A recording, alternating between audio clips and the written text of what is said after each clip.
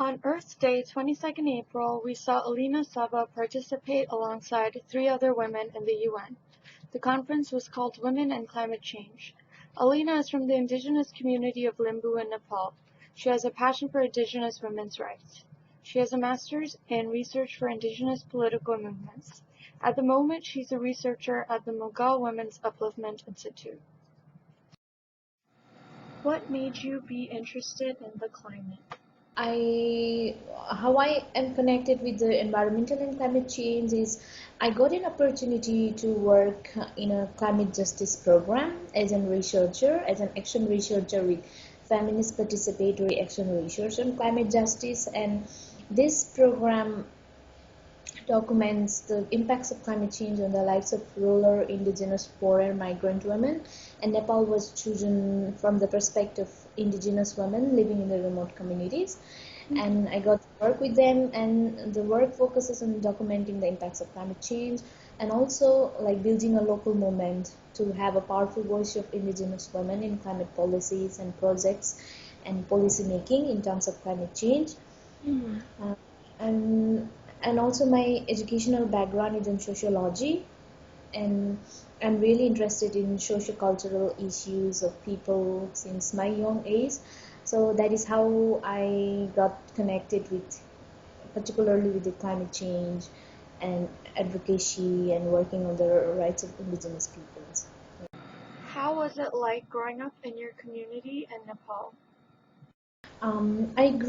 I was born in, grew up in a small village in eastern part of Nepal, in a Limbu indigenous community, and I was very much connected to the nature and the natural resources in my village because we didn't have any kind of like transportation, road facilities, or communication.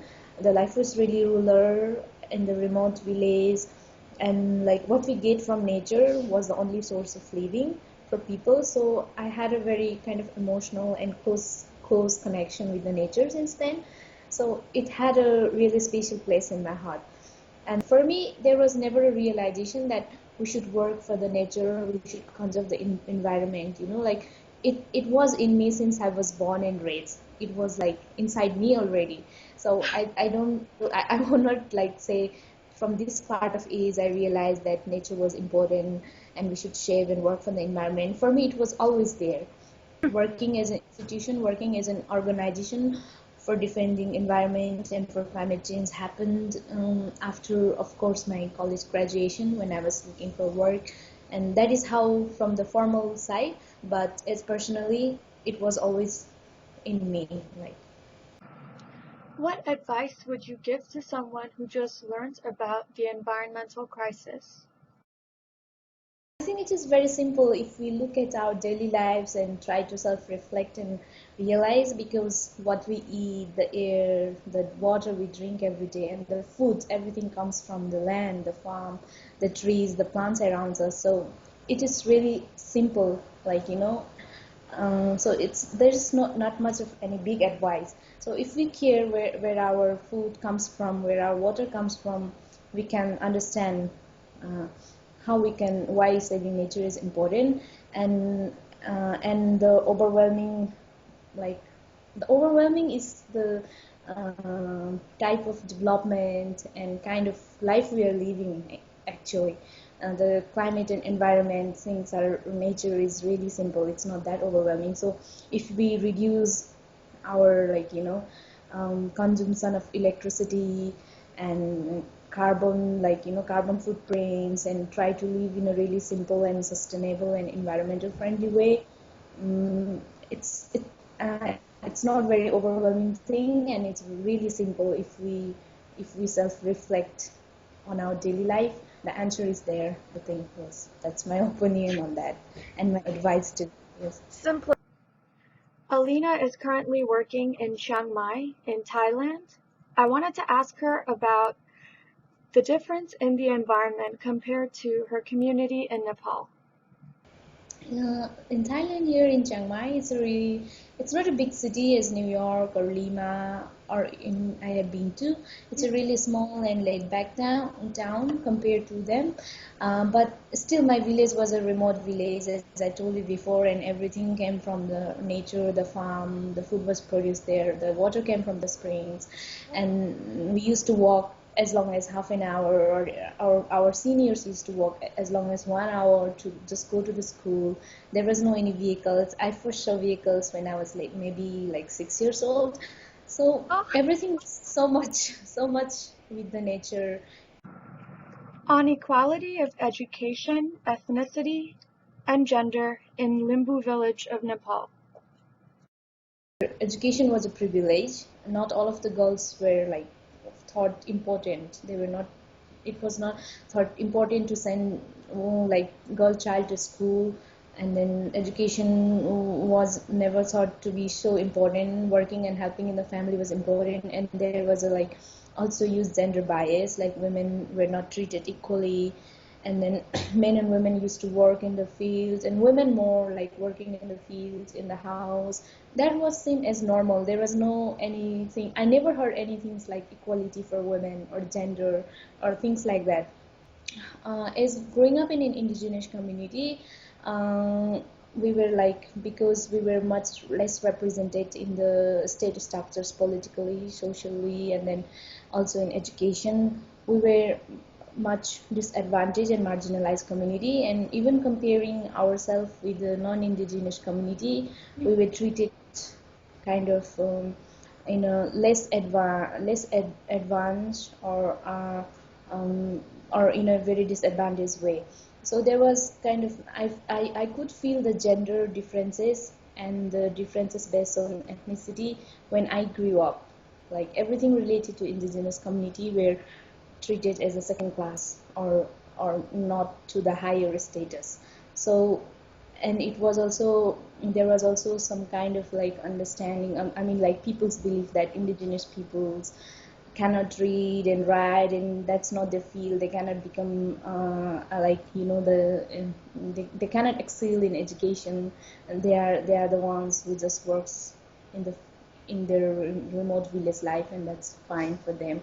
So if there was anyone who had achieved a higher status professionally or in education in other sectors, it was like it used to be a news or taken by surprise, like how come it could happen.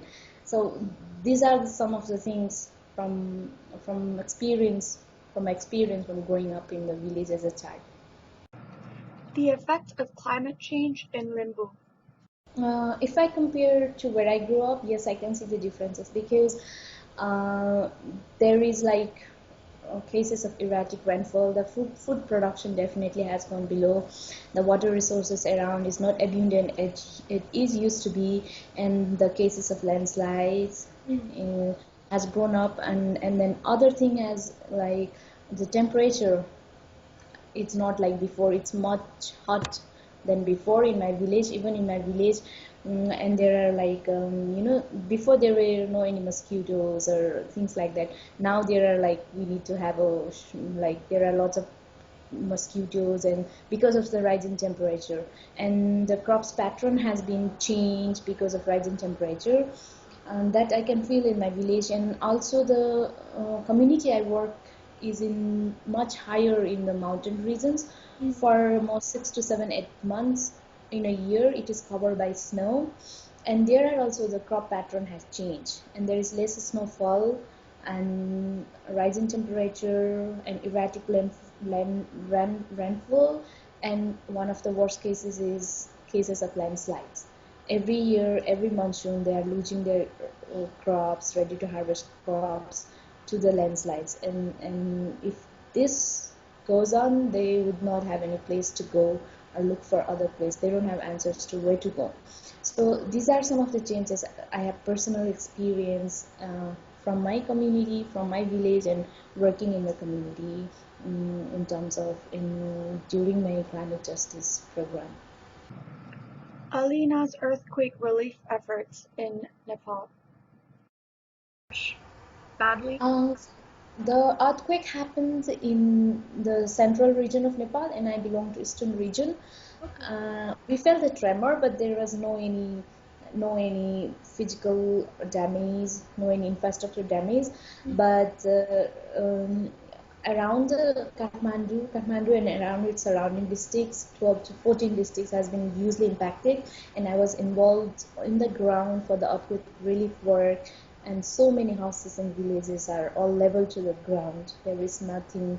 The crops, the grains, the food they have are all damaged totally, and people have no idea where to go and stay. They are living in the tents still. But even in Kathmandu, where I used to stay with my family, we have to come out of our room, and then we also stayed in outside for like about a week because the aftershocks and tremors were coming and coming. It was really tough and rough time for the places and the people who were impacted by it. Oh my gosh. It was around the districts which are far from Kathmandu, and some were only accessible through helicopters or planes because it would take a whole day of driving to reach there. And on some places we went by aeroplane and take a jeep ride and again walk we use all sorts of transportation to get to the community which were badly impacted by the earthquake.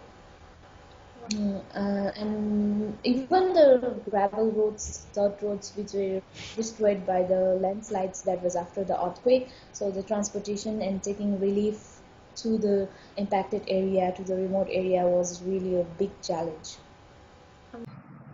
What specific part of the environment are you mostly interested in? I have for the climate justice because in developing countries and most of the poor countries like Nepal and the in rural indigenous community who has no any contribution in global warming are the ones bearing the most biggest brunt of climate change, and those are climate change and global warming is happening because of the big historical depths of the developed country who contributed so much in the greenhouse gas emissions. And my passion lies in climate justice, where I want to advocate that those people who does not have anything in towards contributing to the global warming should not bear this brunt.